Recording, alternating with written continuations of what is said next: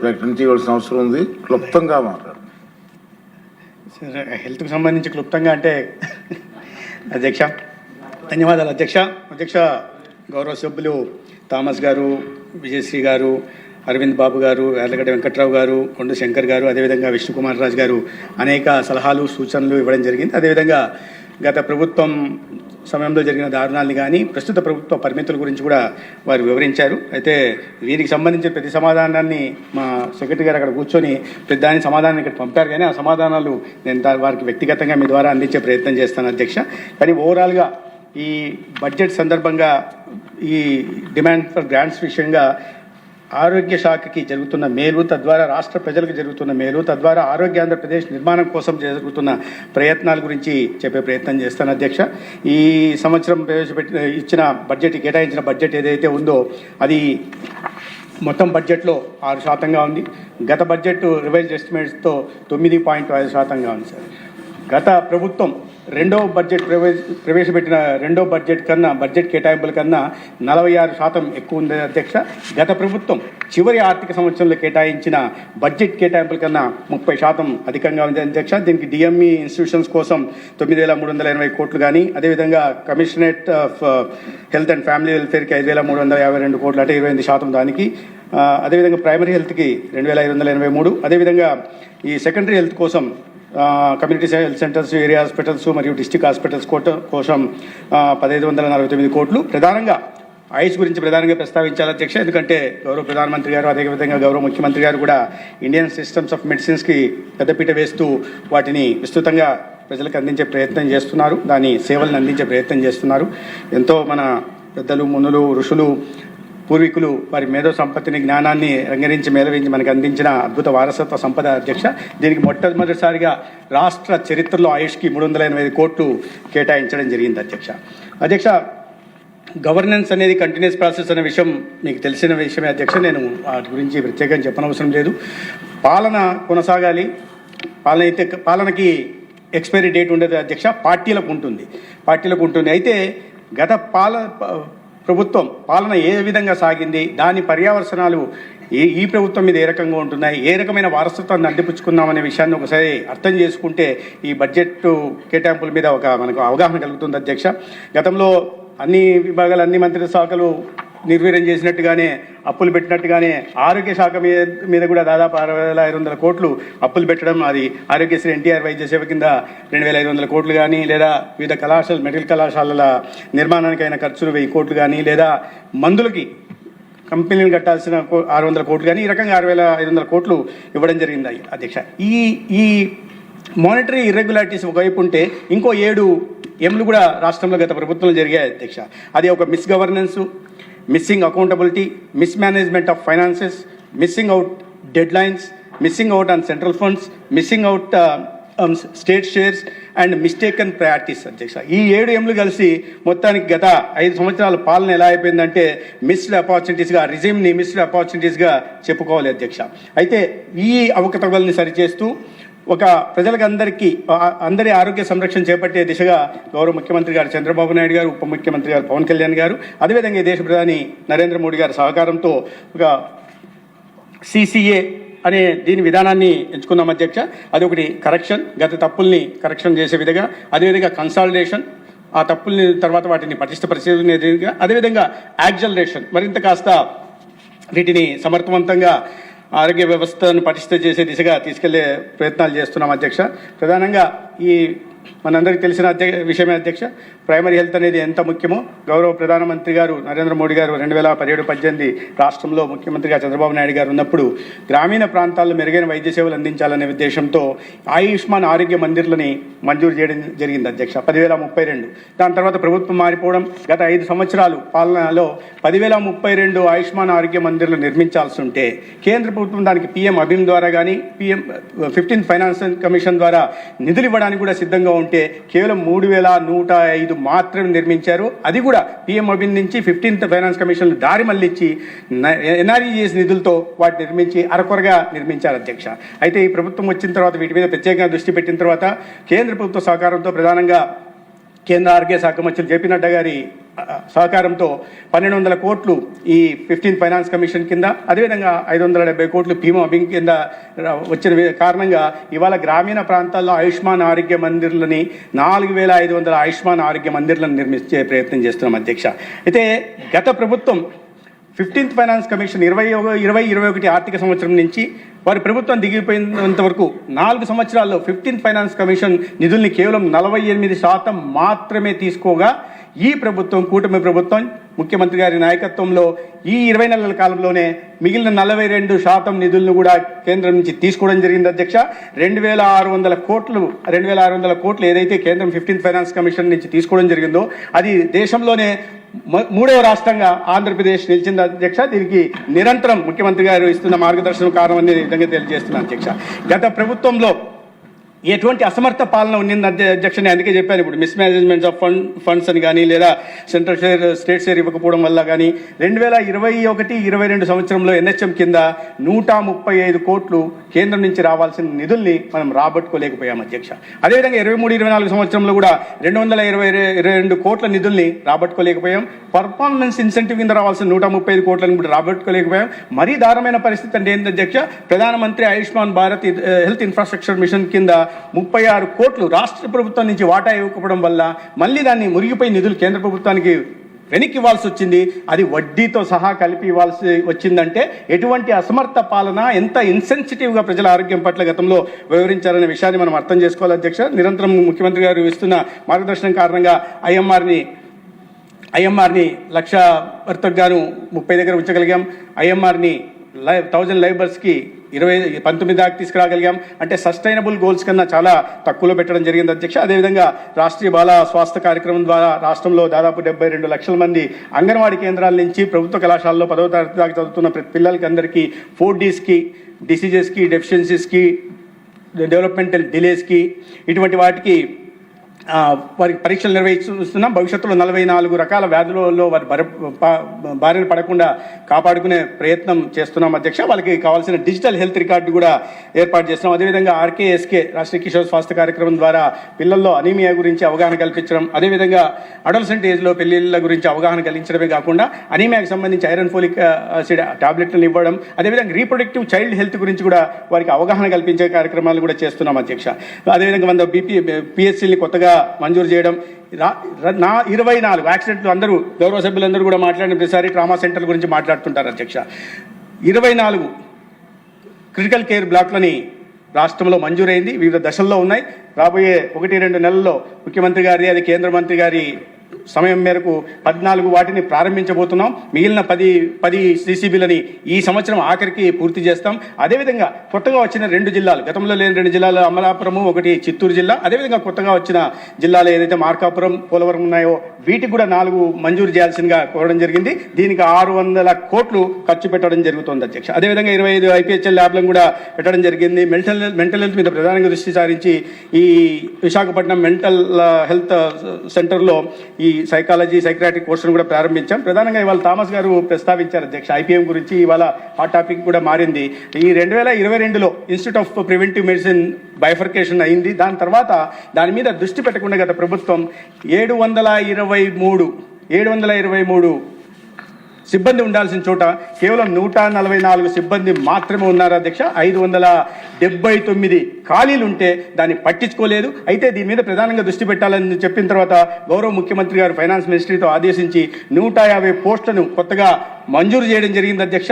దానికి అనుగుణంగానే కేంద్రంలో food standard safety authority of ఇండియాతో MOU చేసుకుని 5 ల్యాబ్లను, స్టేట్ ఫుడ్ ల్యాబొరేటరీలను కూడా విశాఖపట్నం నుంచి గుంటూరు, అదేవిధంగా తిరుపతి, కర్నూలు కూడా నోటిఫై చేయాల్సి ఉంది. తిరుమలలో కూడా గత సంఘటన మీకు అందరికీ తెలిసిందే. మొత్తం గత ప్రభుత్వం అవినీతి కోసం చేసిన ఒక సిగ్గుమాలిన చర్య వల్ల తలదించుకోవాల్సిన పరిస్థితి కలిగినప్పుడు తిరుమలలో కూడా ఒక స్టేట్ ఫుడ్ ల్యాబొరేటరీని ఈ కల్తీ విషయంలో అడల్టరేషన్ జరగకుండా పరీక్షలు నిర్వహించడం కోసం మంజూరు చేయడం జరిగింది అధ్యక్ష. ఇవి కాకుండా సేఫ్టీ అండ్ వీల్స్ పేరుతో కేంద్ర ప్రభుత్వం నుంచి ఈ సేఫ్టీ మొబైల్ వ్యాన్లు కూడా తీసుకొచ్చే దిశగా ప్రయత్నం చేస్తున్నాం. అదేవిధంగా సెంట్రల్ డయాగ్నోస్టిక్ సెంటర్స్ని కూడా అందరికీ అవుట్ ఆఫ్ పాకెట్ ఎక్స్పెన్సెస్ తగ్గించడం కోసం విశాఖపట్నము, అదేవిధంగా విజయవాడ, తిరుపతిలో కూడా మంజూరు చేయడం జరిగింది. గతంలో అప్గ్రేడేషన్ ఇప్పుడు సెకండరీ హెల్త్ గురించి చాలా గౌరవ సభ్యులు అంతా అడుగుతుంటారు అధ్యక్ష. సిఎస్సిని అప్గ్రేడ్ చేయమని చెప్పి 30 పడకలు 50 పడకలు 50 పడకలు 100 పడకలు చేయమని అడుగుతూ ఉంటారు. గతంలో ఎన్డీఏ ప్రభుత్వం అధికారంలో ఉన్నప్పుడు ముఖ్యమంత్రి గారు 60 సిఎస్సిని కానీ ఏరియా హాస్పిటల్ని అప్గ్రేడ్ చేస్తే దాని తర్వాత నేను అందుకే చెప్పాను అధ్యక్ష, పాలన అనేది నిరంతరం కొనసాగుతుండాలి. కానీ గత ప్రభుత్వం మంజూరు చేసిందనే ఉద్దేశంతో అనేక వాటిని ఎక్కడ ఉన్న వాటిని అక్కడే ఆపేశారు. తర్వాత వాటిని పనులు పురోగతి సాధించలేదు. పోనీ మీరు వచ్చిన తర్వాత ఏమైనా కొత్తగా చేశారంటే 5 సంవత్సరాల పాలనలో కేవలం 4 ఆసుపత్రులు మాత్రమే అప్గ్రేడ్ చేశారు అధ్యక్ష. ఇప్పుడు మళ్ళీ కుటుంబ ప్రభుత్వం వచ్చిన తర్వాత గతంలో ఆగిపోయిన పనులను పూర్తి మొదలు పెడుతున్నాం, భూమి పూజలు చేస్తున్నాం. అదేవిధంగా వాళ్ళు మంజూరు చేసిన వాటిని కూడా నందిగామ, ఉదాహరణకి నందిగామలో కూడా గత ప్రభుత్వం చేసిందా ఈ ప్రభుత్వం చేసిందా అని చూడకుండా ఆ ప్రాంతంలో పేదలందరికీ కూడా నాణ్యమైన వైద్య సేవలు అందాలనే ఉద్దేశంతో అక్కడ వాటిని కూడా భూమి పూజ చేసి ఏపీఎంఎస్సి ద్వారా పనులు కూడా చేస్తున్నాం అధ్యక్ష. అదేవిధంగా ఈ డాక్టర్లు ఈ సిఎస్సీలు ఏరియా హాస్పిటల్ వెళ్ళకపోతే వాళ్ళ కొత్త విధానం తీసుకొచ్చి సీనియర్ రెసిడెన్సీస్ ఎవరైతే ఉంటారో 784 మంది వాళ్ళల్లో 50% ఈ టీచింగ్ హాస్పిటల్స్లో ఉండేలాగా, మిగిలిన 50% ఏరియా హాస్పిటల్కి సిఎస్సీలకి, అంటే దాని ద్వారా 1 సంవత్సరం పాటు ఉంటారు, మళ్ళీ వచ్చే సంవత్సరం ఇంకా వస్తుంటారు. కాబట్టి వాళ్ళు ఆ డాక్టర్లు కొట్ట లేకుండా జాగ్రత్తలు తీసుకుంటాం. అదేవిధంగా పెద్ద ఎత్తున రిక్రూట్మెంట్ తీసుకోవడం, అదేవిధంగా ఈ ఇన్ సర్వీస్ కోటాలో కూడా డాక్టర్లను తీసుకొస్తున్నాం. ప్రధానంగా డయాలిసిస్ గురించి కూడా కొంతమంది ప్రస్తావించారు, విజయశ్రీ గారు ప్రధానంగా ప్రస్తావించారు అధ్యక్ష. ఈ ప్రభుత్వం వచ్చిన తర్వాత అధ్యక్ష ప్రతి 3 రోజులకు ఒక డయాలిసిస్ బెడ్ను పెంచడం జరిగింది అధ్యక్ష.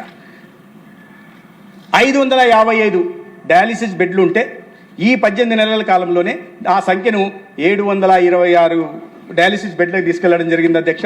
ప్రతి 3 రోజులకు ఒక డయాలిసిస్ బెడ్ని ఏర్పాటు చేయడం జరిగింది. బంగారుపాలెం దగ్గర నుంచి మన ఎస్కోట, సీతంపేట దాకా 14 డయాలిసిస్ సెంటర్లను ఇప్పటికే మంజూరు చేసి అనేక వాటిని ప్రారంభించడం జరిగింది. లోకేష్ గారు బంగారుపాలెంలో ప్రారంభించారు, పాలకొల్లులో కానీ, ఎస్కోటలో కానీ, సీతంపేటలో కానీ, నేను కూడా ధర్మవరంలో కానీ ప్రారంభించడం జరిగింది. అదేవిధంగా 11 డయాలిసిస్ సెంటర్లకి ఇవాళ కొత్తగా టెండర్లు పిలిచాం అధ్యక్ష.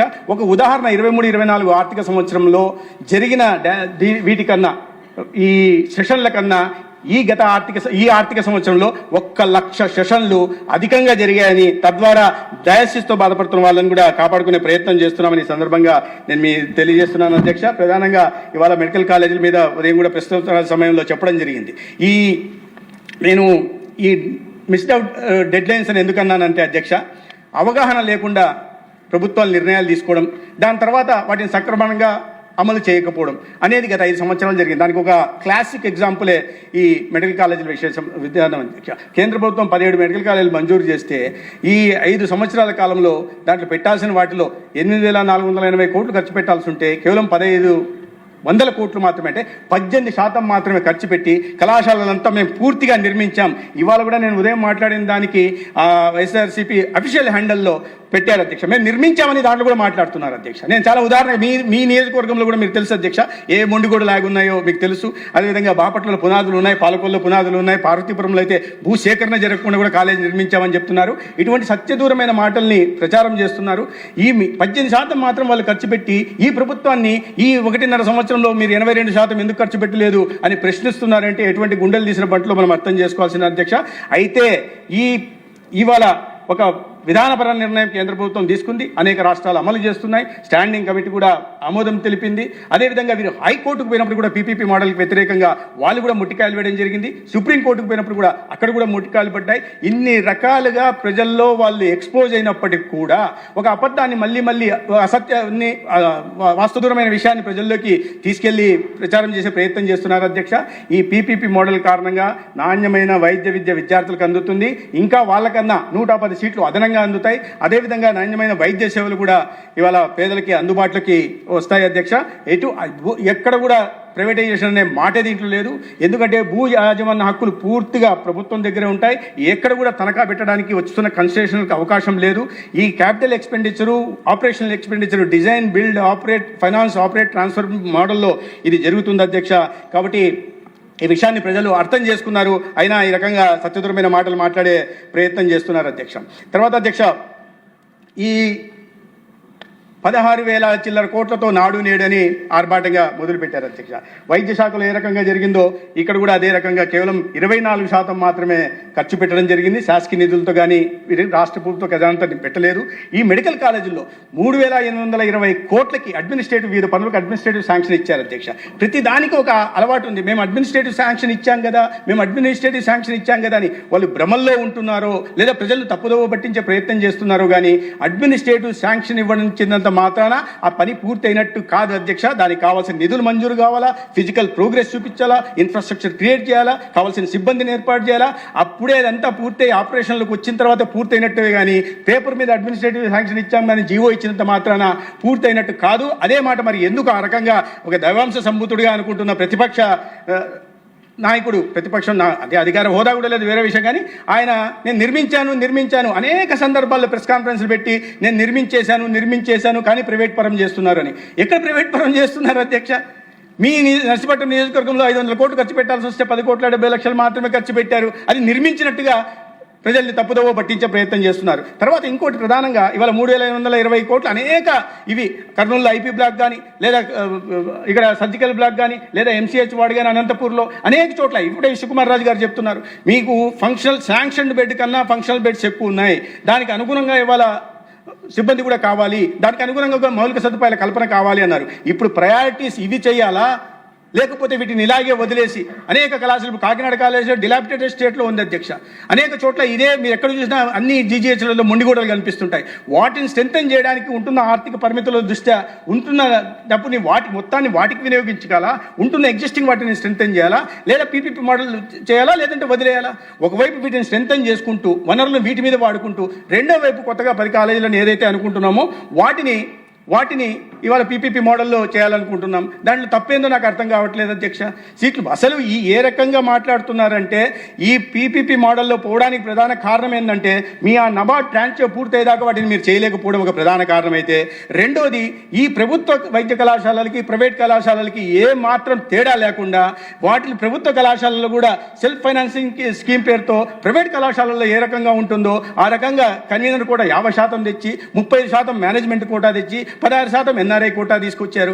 ఇవి చెయ్యకపోతే ఆ 107, 108 జీవోలు తేకపోతే ప్రభుత్వం ఈ అవకాశం ఉండేదే కాదేమో. చేసిన తప్పంతా మీరు చేసి ఆ దిశగా నడిపించి ఇవాళ మళ్ళీ ఈ రకంగా డొంక తిరుగు మాటలు మాట్లాడే ప్రయత్నం చేస్తున్నారు అధ్యక్ష. అది నిజమైన వాస్తవం కాదు అధ్యక్ష. తర్వాత ఇంట్లో కూర్చొని ప్రెస్ కాన్ఫరెన్స్లు చేస్తుంటారు అధ్యక్ష. వాటిలో ప్రతిసారి జీరో వేకెన్సీ పాలసీ అని చెప్తుంటారు. చెప్పిన అబద్ధానే చెప్పిన పాటే పాడరా పచ్చిపల్ల నారయ్య అని ఒక సామెత ఉంది అధ్యక్ష.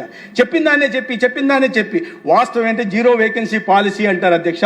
మేము ప్రభుత్వంలోకి వచ్చే నాటికి 14,000 ఖాళీలు ఉన్నాయి, దాంట్లో 4,000 డాక్టర్ల ఖాళీలు ఉంటున్నాయంటే ఎటువంటి పరిస్థితి ఎంత తీవ్రంగా ఉందో అర్థం చేసుకోవాలి అధ్యక్ష. వీటిని దృష్టిలో పెట్టుకుని కూటమి ప్రభుత్వం వచ్చిన తర్వాత కేవలం 20 నెలల్లోనే 8,600 నియామకాలను చేపట్టడం జరిగింది అధ్యక్ష. అది cutting across DME, DSH, primary health, ఆయుష్లో కూడా 500 ఉద్యోగాలకు నియామకాలు చేపట్టడం నోటిఫికేషన్లు ఇవ్వడం జరిగింది. అదేవిధంగా నేను చెప్పినట్టుగా ఐపీఎంలో కూడా 150 వాటికి దాదాపు 8,600 నియామకాలు అందుకని ఎక్కడ చూసినా వస్తుంటాయి అధ్యక్ష. గతంలో ఈ అకౌంటబిలిటీ ఉండేది కాదు అధ్యక్ష. ఇష్టం ప్రభుత్వ జోక్యం, రాజకీయ జోక్యం ఉండేది. ఎవరిని ఎక్కడైనా వెళ్ళేవాళ్ళు వేసిన ట్రాన్స్ఫర్లు అయిన తర్వాత 80% డాక్టర్లు మళ్ళీ వెంటనే వాళ్ళకి కావాల్సిన ప్రాంతాలకు వెళ్ళేవాళ్ళు అధ్యక్ష. ఆ పరిస్థితి ఉండేది. ఇవాళ ఈ ప్రభుత్వం కొద్ది కఠినంగా ఉన్న కారణంగా చాలామంది నిష్ఠురాలు కూడా పోతుంటారు అధ్యక్ష. ఎందుకంటే బ్యాన్ ఉంది, బ్యాన్ సమయంలో ముఖ్యమంత్రి గారు ట్రాన్స్ఫర్ చేయాలి, అయినప్పుడు కూడా నా మీద కూడా నిష్ఠురాలు పోతుంటారు.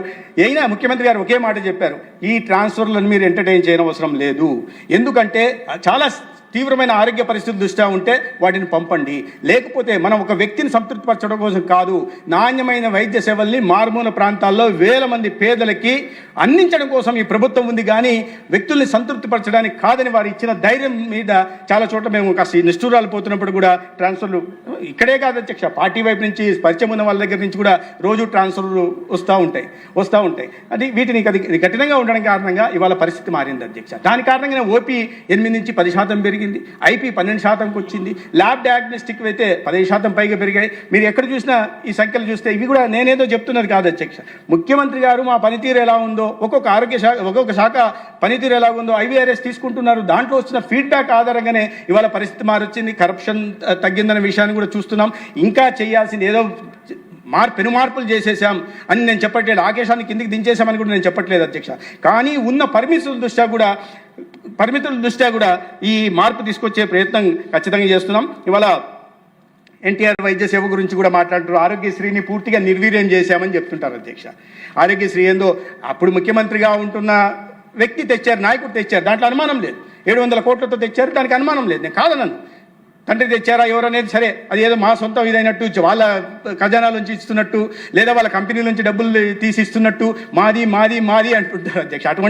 అటువంటి చూస్తే వాళ్ళ ఆరోగ్య శాఖలో ఉన్న అనేక రకాలైన పథకాలు ఏవైతే ఉన్నాయో చంద్రబాబు నాయుడు గారు ముఖ్యమంత్రిగా ఉన్నప్పుడు మొదలు పెట్టినవి అధ్యక్ష.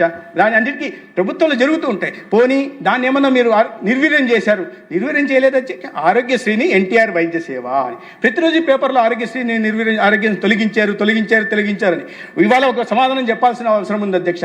2019 నుంచి 24 5 సంవత్సరాల కాలంలో ఈ ఎన్టీఆర్ వైద్య సేవ అంటే ఆరోగ్య సేవ కింద గత ప్రభుత్వం 11,579 కోట్లు ఖర్చు పెట్టింది అధ్యక్ష. బిల్లులు అయ్యాయి ఆసుపత్రుల్లో. కానీ ఈ ప్రభుత్వం 20 నెలల సమయంలోనే 7,031 కోట్లు ఖర్చు పెట్టింది అధ్యక్ష. మీరు పెట్టామని చెప్పుకుంటున్న దాంట్లో 61% 20 నెలల్లోనే ప్రభుత్వం ఖర్చు పెడితే నిర్వీర్యం అయిపోయింది, తొలగించారని మాట్లాడుతున్నారు అధ్యక్ష.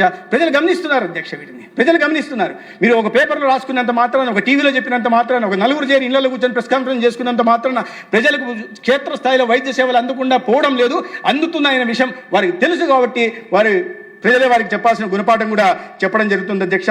ప్రధానంగా ఈ ముఖ్యమంత్రి గారి ఆలోచనల మేరకు యూనివర్సల్ హెల్త్ స్కీమ్ను కూడా తొందరలో తీసుకురాబోతున్న అధ్యక్ష. లక్ష్యంగా పెట్టుకున్నాం April 1 నుంచి తీసుకురావాలని. దానికి తగిన స్టేక్ హోల్డర్స్తో కూడా సమావేశాలు జరుగుతున్నాయి. అవి కాకుండా ఇంకో వీళ్ళు చేస్తున్న సత్యదూరమైన ప్రచారం ఏంటంటే అధ్యక్ష, 108 గురించి 108 సేవల గురించి ఇప్పుడు కూడా విజయశ్రీ గారు అన్నారు అన్నమాట. వాస్తవం నేను ఉండట్లేదు అని ఇద్దరు అన్నారు సభ్యులు. అయితే ఈ గత కొన్ని నెలలుగా ఆ పరిస్థితి లేదు అధ్యక్ష. గతంలో 768 అంబులెన్సులు ఉండాలి అధ్యక్ష. 731 రోడ్డు మీద ఉండాలా, 37 స్టాండ్ బైగా ఉండాలి అధ్యక్ష. అయితే ఆ పరిస్థితి ఉండేది. గతంలో 400 మాత్రమే రోడ్డు మీద కనిపించేవి.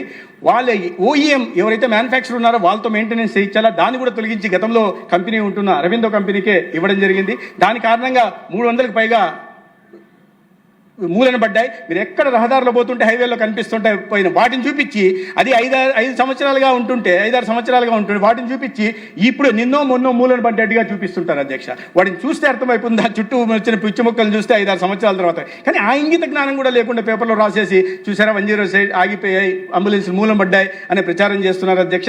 పరిస్థితుల్లో సమూలమైన మార్పు తీసుకొచ్చాం అధ్యక్ష. ఇవాళ పోర్టల్లో ఎవరైనా సరే ఎక్కడైనా సరే 108 ఓపెన్ చేసి ఏ వెహికల్ ఎక్కడుందో చూసుకునే ప్రయత్నం చేస్తున్నాం. ఎవరైతే 108 ఫోన్ చేస్తారో వాళ్ళకి వెంటనే SMS పంపిస్తాం. వాళ్ళని రియల్ టైంలో ట్రాక్ చేయడానికి అవకాశం ఉంది. ఇంకొకటి అధ్యక్ష, రాబోయే రోజుల్లో ఈ ఓలా ఈ సర్వీసులు ఏ రకంగా ఉంటాయో ఆ రకంగా ప్రతి అంబులెన్స్ ఎక్కడ ఉందో ఏ స్థానంలో ఉందో కూడా చూపించే ప్రయత్నం చేస్తాం. 731 ఇవాళ రోడ్డు మీద ఉన్నాయి అధ్యక్ష. 190 కొత్త అంబులెన్స్లు కొనడానికి గౌరవ ముఖ్యమంత్రి గారు అనుమతి ఇచ్చారు. అవి కూడా రోడ్డు మీదకి రావడం జరిగింది. ఇవి మాత్రమే ఉన్న గతంలో కెమెరాలు ఉండేవి కాదు అధ్యక్ష, సర్జికల్స్ ఉండేవి కాదు అధ్యక్ష, మెడిసిన్స్ ఉండేవి కాదు అధ్యక్ష. ఇది నేను చెప్పింది కాదు అధ్యక్ష. సిఏజీ 106 అంబులెన్స్లు చేస్తే దాంట్లో 88% అంబులెన్స్లలో ఇవన్నీ లేవని చెప్పి వచ్చింది అధ్యక్ష. మొత్తానికి 100%లో 60% పైగా ఈ ఇర్రెగ్యులారిటీస్ ఉన్నవి, షార్టేజెస్ ఉన్న వాటిని సిఏజీ గమనించింది అధ్యక్ష. ప్రిన్సిపల్ ఆడిటర్ జనరల్ గమనించారు. అయితే వాటిలో పరిస్థితులు మార్పు తీసుకొచ్చాం. ఇవాళ కెమెరాలో టెలిమెడిసిన్స్ కూడా ఇస్తున్నాం. 10 లక్షల మంది ఈ జూన్ నుంచి అధ్యక్ష 10 లక్షల మంది 108 ఫోన్ చేస్తే 7.5 లక్షల మంది హాస్పిటల్కి వెళ్లాల్సి వస్తే ఈ 2.5 లక్షల మంది అధ్యక్ష టెలిమెడిసిన్ ద్వారానే హాస్పిటల్కి వెళ్లాల్సిన పని లేకుండా కాపాడుతున్నాం. కొత్తగా గోల్డెన్ అవర్ కాన్సెప్ట్ కూడా తీసుకొచ్చాం అధ్యక్ష. ఈ గోల్డెన్ అవర్ కాన్సెప్ట్లో హాస్పిటల్ తీసుకెళ్లే ప్రయత్నం చేస్తున్నాం. ఇవన్నీ కాకుండా గతంలో అధ్యక్ష ఈ పట్టణ ప్రాంతాల్లో 18 నిమిషాల్లో ఒక అంబులెన్స్ చేరాలి అధ్యక్ష. అయితే ఇవాళ 18.6 సెకండ్లు అంటే 0.6 సెకండ్లు ఆలస్యంగా చేరుతోంది అధ్యక్ష. అదే గ్రామీణ ప్రాంతాల్లో 23 నిమిషాల్లో చేరాల 20 నిమిషాల 52 సెకండ్లో చేరుతుంది అధ్యక్ష. గిరిజన ప్రాంతాల్లో 33 నిమిషాల్లో చేరాలి అధ్యక్ష, 28.44 సెకండ్లో జరుగుతుంది.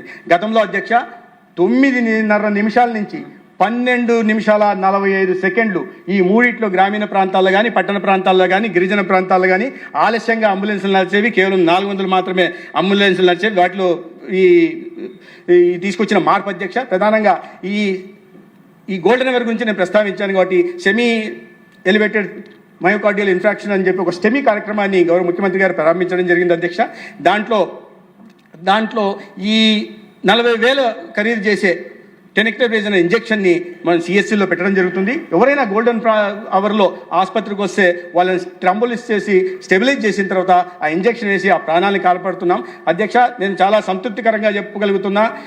4,380 కేసులు గోల్డెన్ అవర్లో వస్తే దాంట్లో 4,160 కేసుల్ని ప్రాణాలతో కాపాడగలిగాం అధ్యక్ష. ఇంత చిత్తశుద్ధితో ఇంత సెన్సిటివిటీతో ఇవాళ కూటమి ప్రభుత్వం చంద్రబాబు నాయుడు గారి నాయకత్వంలో పనిచేస్తోంది అధ్యక్ష. క్యాపిటల్ ఎక్స్పెండిచర్ మీరు పెట్టి ఊరికే ఈ విశ్వకుమార్ రాజు గారు చెప్పారు అధ్యక్ష, మీకు చాలా దండిగా డబ్బులు వచ్చాయి వాటిని పెట్టేయండి అని. అయితే దాంట్లో 19,350 కోట్లలో 16,350 కోట్లు ఈ రెవెన్యూ ఎక్స్పెండిచర్కి పోతుంది అధ్యక్ష. 3,000 చిల్లర. గతంలో మేము ప్రభుత్వం వచ్చిన దానికి ముందు ఆర్థిక సంవత్సరంలో 1000 కోట్లు మాత్రమే క్యాపిటల్ ఎక్స్పెండిచర్ కోసం కేటాయిస్తే ప్రభుత్వంలో మొదటి బడ్జెట్లో 2,076 కోట్లు క్యాపిటల్ ఎక్స్పెండిచర్ కేటాయించారు. ఇవాళ అది కాస్త ఇంకొక 1000 కోట్లు పెంచి 3,065 కోట్లు క్యాపిటల్ ఎక్స్పెండిచర్ కింద చేయడానికి ఇవాళ మేము కేంద్రం నుంచి శాసకీయ నిధులు తెచ్చుకోవడానికి అవకాశం ఉంది. ఈ మౌలిక సదుపాయాలు ఏవైతే ఉన్నాయో వీటిని అన్నింటినీ పూర్తి చేసుకోవడానికి కూడా అవకాశం లభిస్తుంది అధ్యక్ష. అదేవిధంగా ఆయుష్ ఇవాళ చాలామంది మాట్లాడారు, ముఖ్యమంత్రి గారు కానీ ప్రధానమంత్రి గారు కానీ ఈ యోగాంధ్ర మీద ఎటువంటి దృష్టి పెడుతున్నారు, యోగా మీద ఎంత దృష్టి పెడుతున్నారు అనే విషయం మనకు తెలుసు. వాళ్ళ ప్రపంచ దేశాలన్నీ ఇవాళ 175 పైగా దేశాలు యోగాని ప్రాక్టీస్ చేస్తున్నాయి అధ్యక్ష. జూన్ 1 అటువంటి దాని మీద ఏ రకంగా వ్యాఖ్యలు చేశారో కానీ ఏ రకంగా ముఖ్యమంత్రి గారు రాష్ట్రంలో ఉంటున్న ప్రజలందరినీ భాగస్వామ్యం చేసి ఒకే రోజు ఒకే సమయంలో 2 కోట్ల మందికి పైగా యోగాని ప్రాక్టీస్ చేసి ఇవాళ ప్రపంచ దేశాలకి ఆంధ్రప్రదేశ్ శక్తిని చూపించడమే కాకుండా యోగాను ప్రమోట్ చేసే దిశగా కూడా ఒక బ్రాండ్ అంబాసిడర్ లాగా ఒకవైపు దేశంలో ప్రపంచంలో నరేంద్ర మోడీ గారు చేస్తుంటే రాష్ట్రంలో చంద్రబాబు నాయుడు గారు చేస్తున్న విషయం మనకు తెలుసు అధ్యక్ష. దీంట్లో ఒక విషయాన్ని మాత్రం ప్రత్యేకంగా ప్రస్తావిస్తాను. ఈ ప్రపంచమంతా యోగాన్ని చేస్తుంటే ఈ రాష్ట్రంలో 5 సంవత్సరాలు వాటిని పూర్తిగా నిర్వీర్యం చేసే దిశగా ప్రయత్నాలు జరిగాయి అధ్యక్ష. 5 సంవత్సరాల్లో నేషనల్ ఆయుష్ మిషన్ కింద మొదటి 2 సంవత్సరాలు మాత్రమే ప్రతిపాదనలు పంపారు, 38 కోట్లు తీసుకురావడం జరిగింది. దాని తర్వాత 3 ఆర్థిక సంవత్సరాల్లో నేషనల్ ఆయుష్ మిషన్కి ప్రతిపాదనలు కూడా పంపకుండా పూర్తిగా నిర్వీర్యం చేయాలనే దిశగా ప్రయత్నాలు చేశారు అధ్యక్ష. మనం వచ్చిన తర్వాత మొదటి సంవత్సరంలోనే 85 కోట్లు తీసుకురావడం జరిగింది. ఇవాళ 166 కోట్లు ఇప్పుడు ఈ ఆర్థిక సంవత్సరంలో తీసుకురావడం జరిగింది అధ్యక్ష. దానికి కారణంగానే ఇవాళ ధర్మవరంలో ఒక ఆయుర్వేద మెడికల్ కాలేజు, ప్రొద్దుటూరులో ఒక యునాని మెడికల్ కాలేజు, కాకినాడలో ఆయుర్వేద మెడికల్ కాలేజు, విశాఖపట్నంలో న్యాచురోపతి మెడికల్ కాలేజు, అదేవిధంగా గిద్దరూరులో, తెనాలిలో, టెక్కలిలో, నందిగామలో, పాడేరులో ఆయుష్ ఇంటిగ్రేటెడ్ హాస్పిటల్స్ ఆ కాలేజీలకు ఒక్కోదానికి 70 కోట్లు ఖర్చు పెడుతుంటే ఇక్కడ 15 కోట్లు వీటికి ఇవ్వడం జరిగింది అధ్యక్ష. యాక్చువల్గా నేను రాష్ట్రంలో ఉంటున్న పరిస్థితుల దృష్ట్యా మ్యాచింగ్ గ్రాంట్ ఇవ్వరేమో అనుకున్నాను అధ్యక్ష. కానీ ముఖ్యమంత్రి గారు చాలా స్పష్టంగా చెప్పడం జరిగింది, మీరు ఎంత నిధులు తీసుకొచ్చినా కేంద్రం నుంచి వీటికి రాష్ట్రంలో స్టేట్ షేర్ అయితే ఉందో ఇస్తామన్నారు, ఇచ్చిన మాట ప్రకారం ఇస్తున్నారు. అందుకనే ఇవాళ ఆయుష్ కూడా మిగతా డిపార్ట్మెంట్లతో పాటు ఆయుష్ కూడా ముందుకు పరిగెత్తే ప్రయత్నం చేస్తుంది అధ్యక్ష. ఆయుష్లో కూడా 500 పైగా నియామకాలు చేపట్టడం జరిగింది. ఇవాళ 1,500 డిస్పెన్సరీలకి పైగా ఇవాళ ఏ దిశలో రిపేర్లు ఉంటే వాటిని కూడా తయారు చేసే ప్రయత్నం చేస్తున్నాం. యోగాంధ్ర గురించి మీరందరూ ప్రత్యేకంగా చూశారు అధ్యక్ష, వాటి గురించి నేను ప్రత్యేకంగా మాట్లాడదలుచుకోలేదు. అయితే ఇవన్నీ ఎందుకు ప్రయత్నాలు చేస్తున్నారంటే ముఖ్యమంత్రి గారు ఇవన్నీ ఒక ఎత్తు అయితే ఇంకో మనం రియాక్టివ్ క్యూరేటివ్ అప్రోచ్ నుండి ప్రిడిక్టివ్ ప్రివెంటివ్ వెల్నెస్ అప్రోచ్ వైపుగా తీసుకెళ్లాలనే దిశగా ప్రయత్నాలు చేస్తున్నారు. దానికి ఈ ఆర్టిఫిషియల్ ఇంటెలిజెన్స్ కానీ టూల్స్ను వాడుకోవడం జరుగుతోంది. మెట్టెక్ ఛాలెంజ్లో 20 కంపెనీలు కూడా రావడం జరిగింది. వాటిని కూడా POC కోసం అనేక ఆసుపత్రుల్లో ప్రయత్నం చేస్తున్నాం అధ్యక్ష. ప్రధానంగా ఈ నాన్ కమ్యూనికబుల్ డిసీజెస్ దృష్టిలో పెట్టుకుని డయాబెటీసు లేదా హైపర్ టెన్షను లేదా క్యాన్సరు లేదా CKD లేదా COD COPD ఇట్లాంటివి 10 80% డిసీజ్ బర్డెన్ ఉంటున్న వ్యాధులను గుర్తించి వాటికి అనుగుణంగా ఇన్ఫ్రాస్ట్రక్చర్ డిప్లాయ్మెంట్ కానీ హెచ్ఆర్ డిప్లాయ్మెంట్ కానీ చేయడం, అది వ్యక్తి ఆధారితంగా చికిత్స అందించే ప్రయత్నం చేస్తున్నాం. ఒక ప్రధానమైన రాబోయే రోజుల్లో మన దేశంలో ఒక రోల్ మోడల్గా ఈ కార్యక్రమం నిలుస్తుందని నేను ఖచ్చితంగా చెప్పగలను అధ్యక్ష. దాని పేరే ముఖ్యమంత్రి గారు ఎంతో ప్యాషనెట్గా సంజీవని అని పేరు పెట్టడం జరిగింది. దాన్ని ఒక డిజిటల్ హెల్త్ కేర్కి ఒక బ్యాక్ బోన్గా ఉంటుంది. ఒక్క వ్యక్తి కేంద్రంగా సిటిజన్ సెంట్రిక్ హెల్త్ కేర్ దిశగా రాష్ట్రాన్ని తీసుకెళ్లే ప్రయత్నం చేస్తున్నాం. కుప్పంలో, చిత్తూరులో కూడా పైలట్ ప్రాజెక్ట్ నడుస్తుంది అధ్యక్ష. రాబోయే రోజుల్లో ఎన్సీడీకి దానికి ఇంటిగ్రేట్ చేసుకుంటూ ఏ నాన్ కమ్యూనికబుల్ డిసీజెస్ ఉన్నాయి వాళ్ళని, ఈ నార్మల్గా ఉంటున్న వాళ్ళని, లో రిస్క్ ఉంటున్న వాళ్ళని, మీడియం రిస్క్ ఉంటున్న వాళ్ళని, హై రిస్క్ ఉంటున్న వాళ్ళని గుర్తించి దానికి అనుగుణంగా వారికి చికిత్స అందించడం, దానికి అనుగుణంగా వారికి ఆహార అలవాట్లు సజెస్ట్ చేయడం, దానికి అనుగుణంగా వాళ్ళ జీవన శైలిలో వారు చేసుకోవాల్సిన మార్పులను చెప్పే దిశగా కూడా తీసుకెళ్లే ప్రయత్నం చేస్తున్నాం అధ్యక్ష.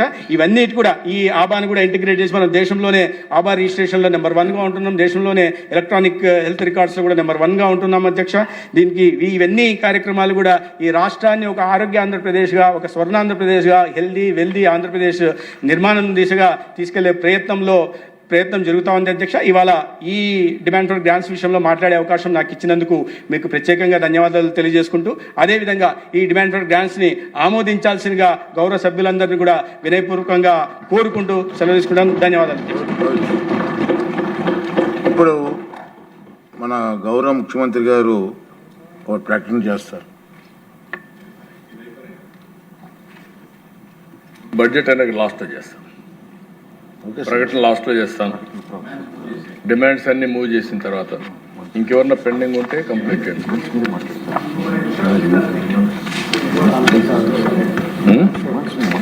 ట్రాన్స్పోర్ట్ ఉందా? స్పోర్ట్స్